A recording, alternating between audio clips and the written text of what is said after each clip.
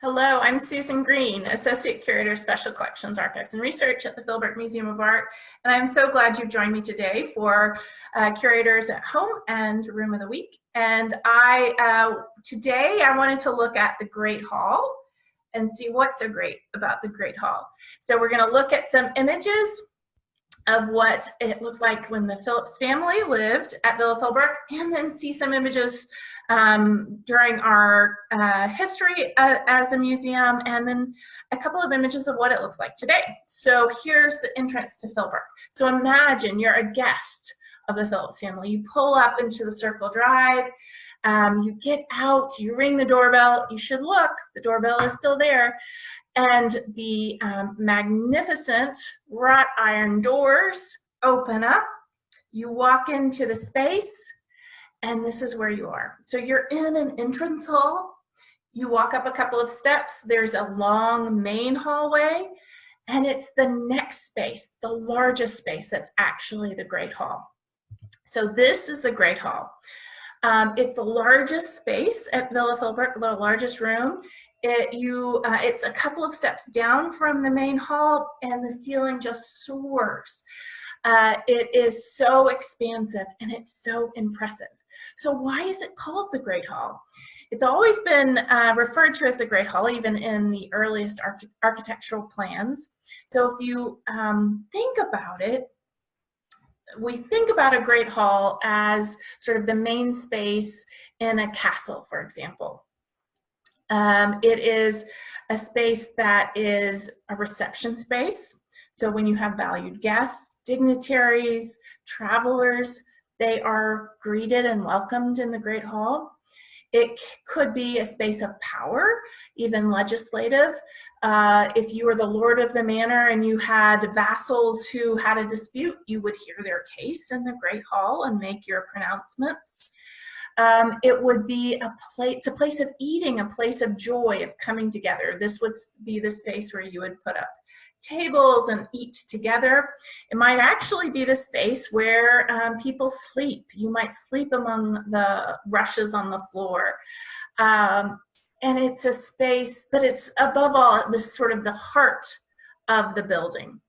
Now, of course, Villa Philbrook is much more, looks more towards the Italian Renaissance than the Middle Ages or the medieval period. But this remnant, this idea of the Great Hall, stretches from the Middle Ages into the Renaissance. There is this sort of vestige of this gathering, welcoming space.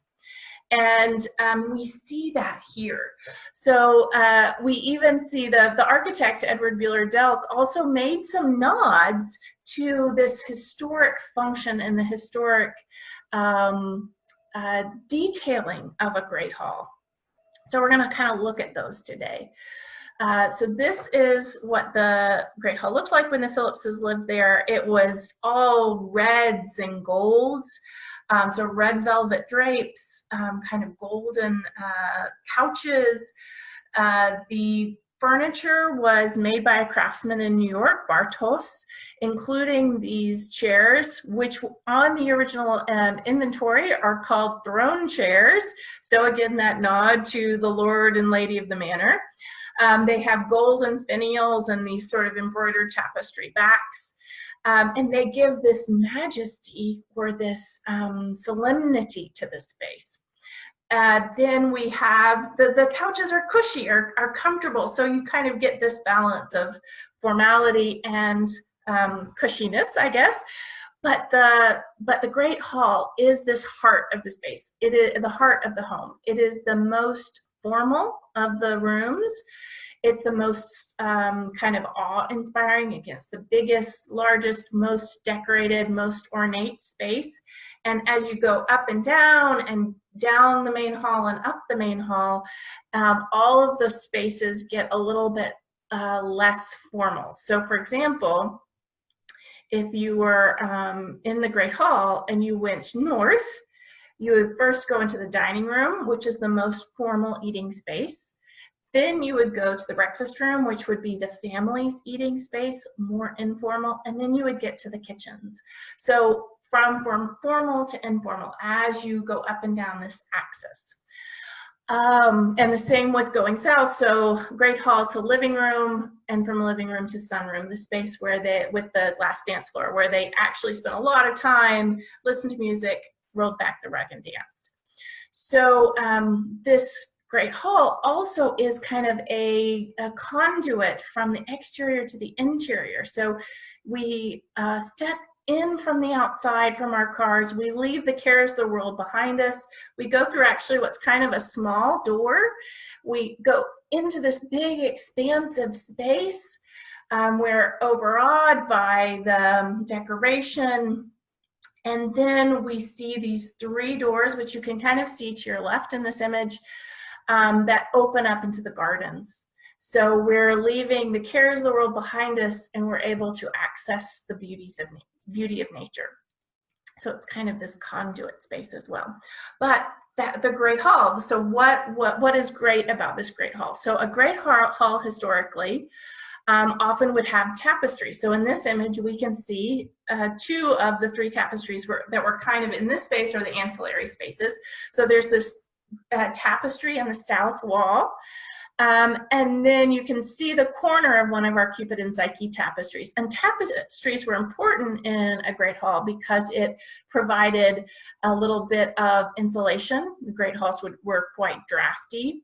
It might dampen sound a little bit, dampen those hard edges of the stone walls. And it also provided this beautiful decoration. So a beauty in the space. And they would often talk about what was important to the family. So in this case, love, the love of Cupid and Psyche, and sort of these couples that are wooing together. Something else that's important in a Great Hall is the hearth.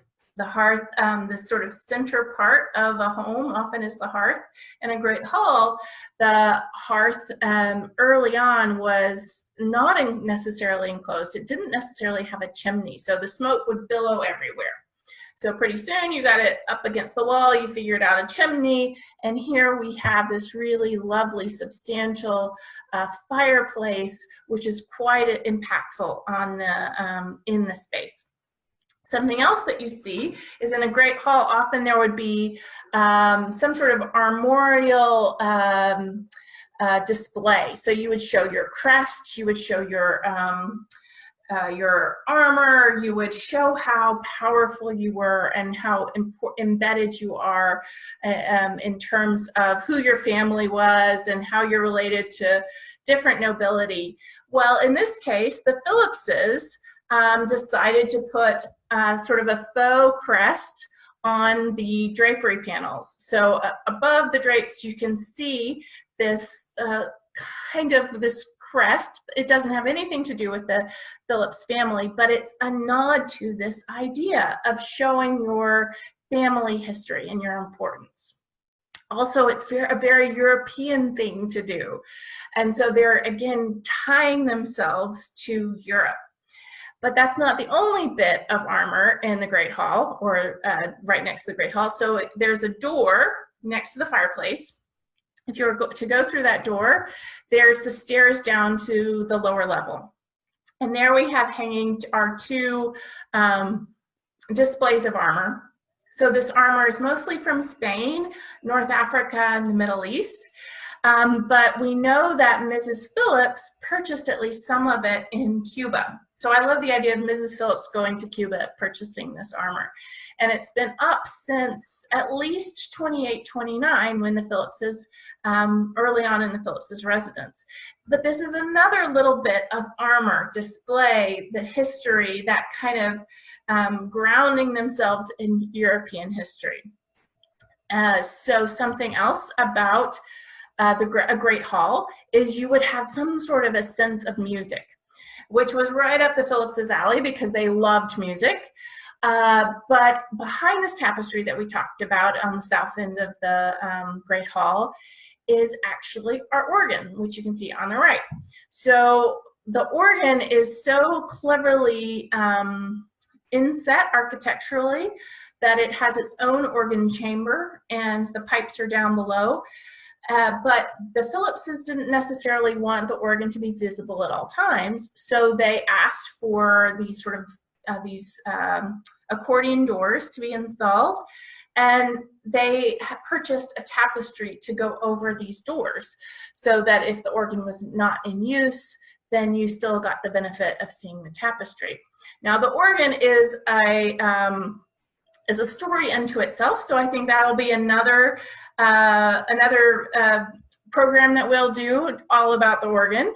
But there is this idea of music. So in a historic great hall, often you'd have a balcony up above where musicians could play, and you might be serenaded by music while you were eating at a feast.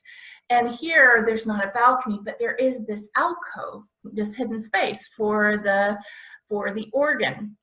And then the pierced screens on either side of the organ allow the music from the organ pipes to come through, really resonate into the Great Hall. So it's absolutely meant that the music come into and be part of the Great Hall.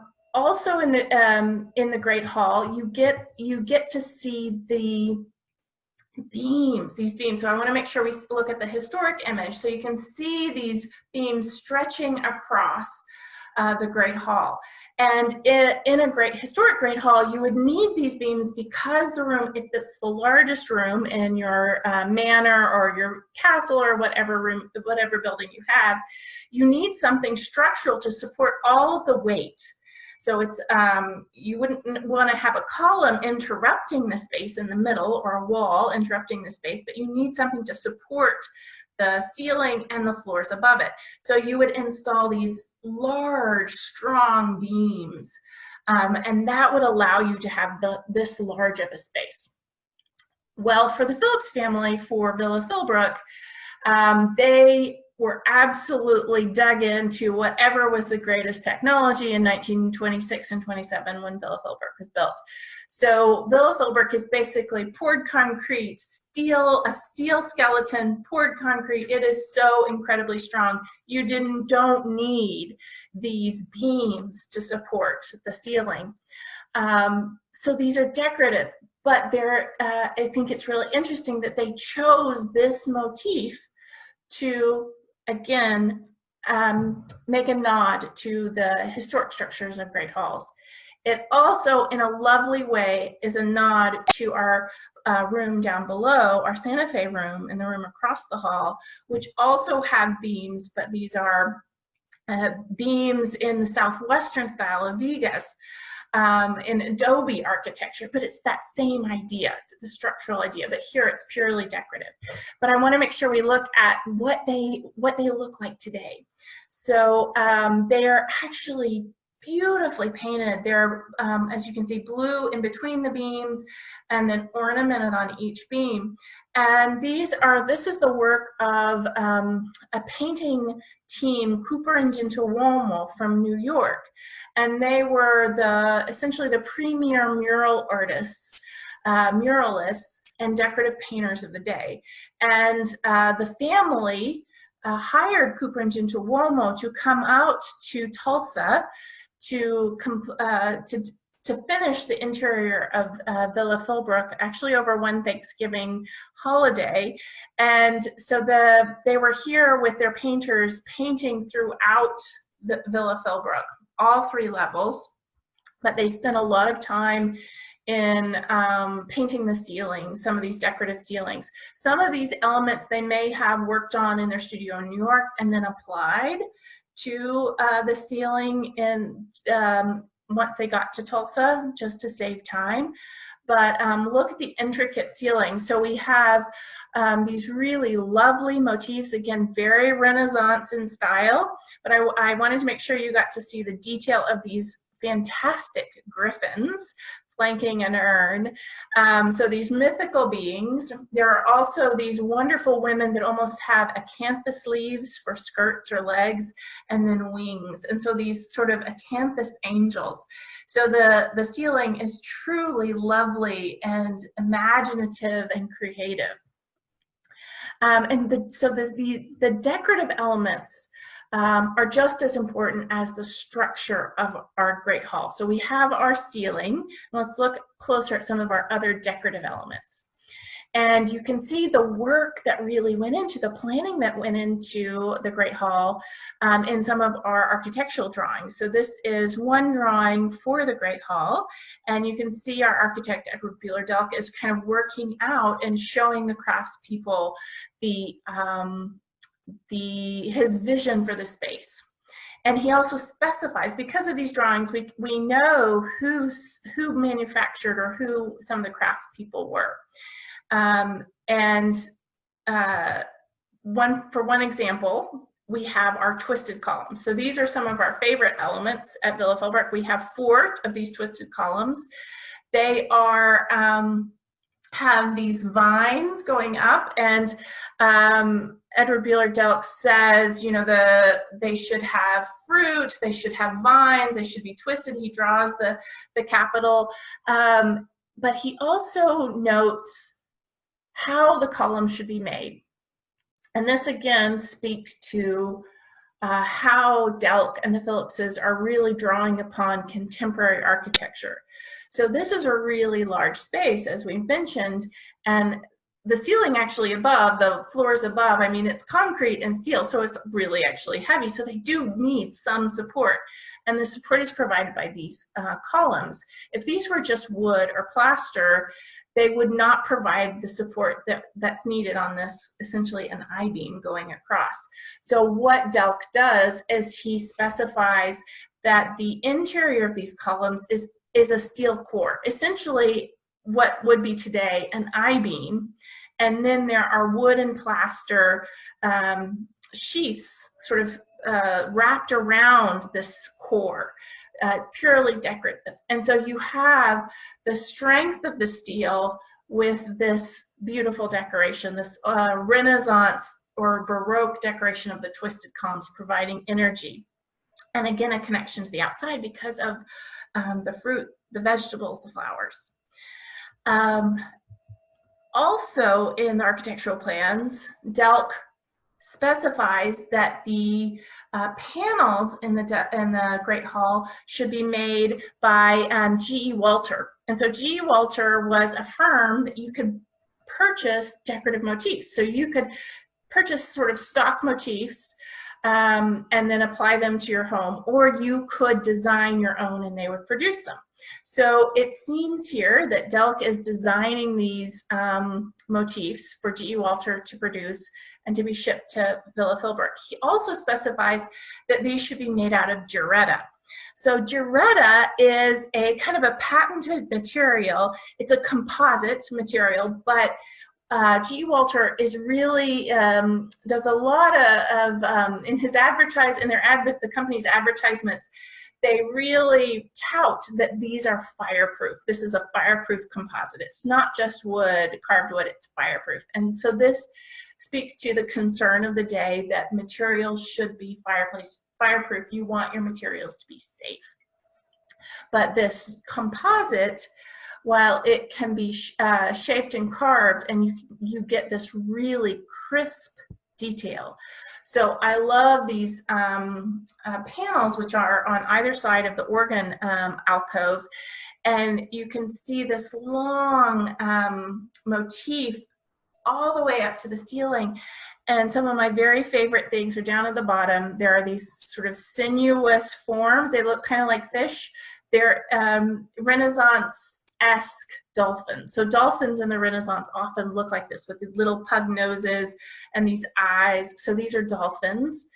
And then up at the top, you may be able to see there's a lyre and a mask, a comedy or a tragedy mask. And so again, this idea of music and the arts. And then you can see the design for this other pierced screen. So these are also in the Great Hall, but you have to look up to see them. And they hide some of the HVAC. So they hide some of essentially ventilation. And so you need this pierced screen for proper ornamentation. But they don't stop there. They also have other plaster work and composite work throughout the Great Hall and the main hallway. And other favorites of mine are these great lion faces that you can see throughout the main level. And they're just so expressive. They're roaring through this kind of wreath around them.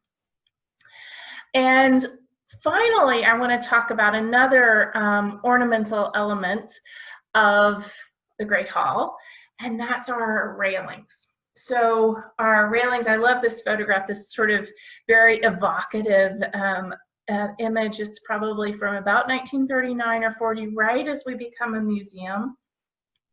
You can see that light streaming through and making this wonderful play of shadows on the floor of the hall.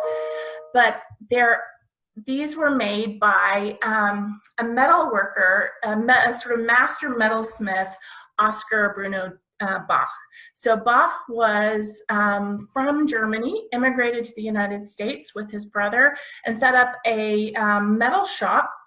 And he really was, again, a master craftsman.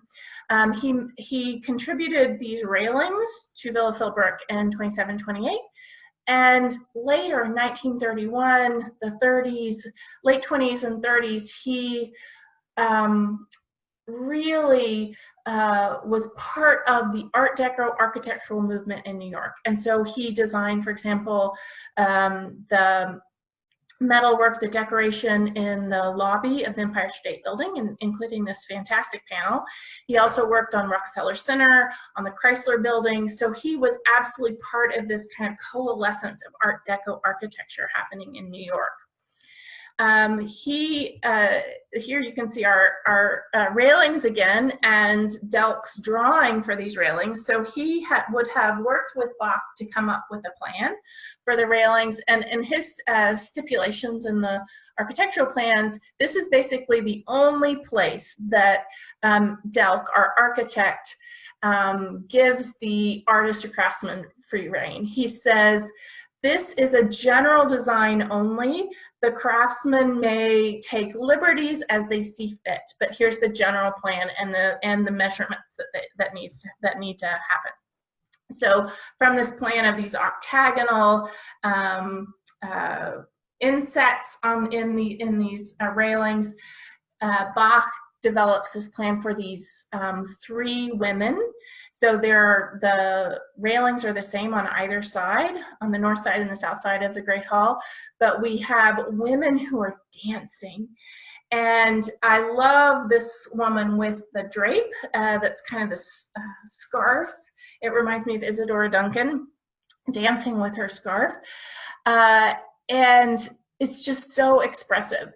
But 1927 is really the beginning of the Art Deco movement. And so it's just the beginning, it's just the cusp.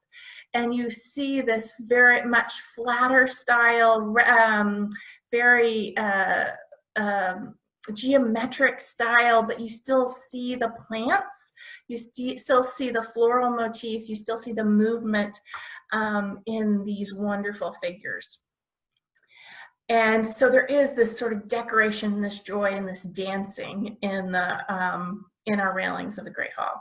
Now it's interesting that Delk decided to pair the railings by Oscar Bach with metalwork by someone else from New York, and that's Bertram Seger. So all of the fireplace screens, the andirons in Villa Philbrook are made by a man named Bertram Seger.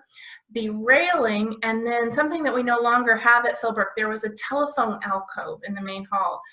So the railing and the telephone alcove were by Oscar Bach. Well, Bach and Bertram Seger actually were mortal enemies. They had previously been in a partnership, but Bertram Seger broke away and started using Bach's name and started taking Bach's designs and marketing them as his own. And so Bach really had to have a publicity campaign that his work was his own. He marked it in a certain way. no imitations are allowed, and Bertram Seger still kept going. We know that Delk and Percy French and the Phillipses asked Bach to do the railing in the alcove, and they specifically asked Bertram Seger to do the fireplace screens. We have no documentation about why they chose Bertram Seger for the rest of the metalwork, or at least the fireplace screens. It could be that he was a little less expensive, but in a similar style. But I would love to have been a fly on the wall if Oscar Bach had found out that Bertram Seger was also being used for the same house.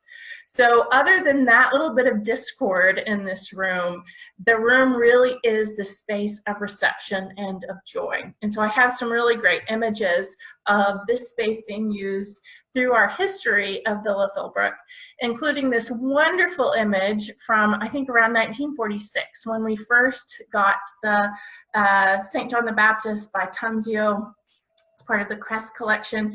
It was brought to Philbrook 15 years before we would receive our amazing Italian Renaissance collection from the Crest Foundation. So this was the first one that came to Philbrook. And you can see that there was a reception in its honor. It hung in the Great Hall. They made a special place for it to hang in front of the one of the French doors. So it really had this place of honor. And there's punch being served, the flowers on the table, everyone's smiling, they love it so much. And that brings me to another point, the things that we don't do in the Great Hall anymore. So one of those is food. So this is an image from the 70s from a museum opening. And you can see there's a watermelon basket, there's all sorts of nibblies on the table, lots of food. We don't have receptions in the Great Hall anymore. Food and artwork don't really go well together. Something else that we don't have in the Great Hall anymore is fire. Fire is not allowed in the museum for obvious reasons, but you can see that we did used to have candles burning as part of our receptions. But there are things that we absolutely still do and still love to do in the Great Hall. One of those is dancing. I love this image from an opening, also from the 70s, and concerts. So we have a concert of the Tulsa Korean Association, traditional Korean music in the Great Hall in the 80s. And then we have a concert by Spoon from just a couple of years ago. So this space really has lovely acoustics. And it is wonderful to hear music, whether it's the organ, whether it is traditional music of any culture, or whether it's contemporary. It is so much fun to hear music in this space. So this Great Hall really still is a heart of Philbrook. It is absolutely still a place to come together, to welcome people, to have that kind of joy in coming together. And we will open our gardens back up just shortly, and so it'll be great to see that coming together again. And then hopefully we'll be able to open the rest of our galleries soon. Until then, I'm so glad you joined me today. I hope you enjoyed our little investigation into the Great Hall, and I hope to see you back next week. Thanks so much.